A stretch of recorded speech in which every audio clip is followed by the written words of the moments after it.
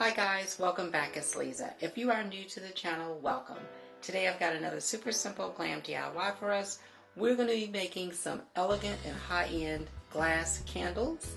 And so what you'll need some of this gold bling wrap. It is from Totally Dazzled. Totally Dazzled is an online retailer of event decor, wedding decor, and so much more. I will have Totally Dazzled's information along with my custom affiliate links in the description box below for you guys to check them out. Now from Dollar Tree, you will need 2 of these glass candles. So these are 2 pillar glass encased candles that you will need from Dollar Tree. You're also going to need 1 pack of these round tea light holders. If you cannot find the round tea light holders at Dollar Tree, you can use whatever shape they have in stock. You will also need 2 of these round 2-inch mini mirrors, and they can be found at Michael's.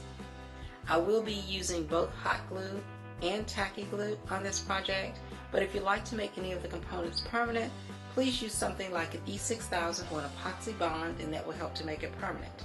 These are the items that we'll need. If I decide to use additional items or alternate items, I will list those in the description box below for us as well. Let's get started.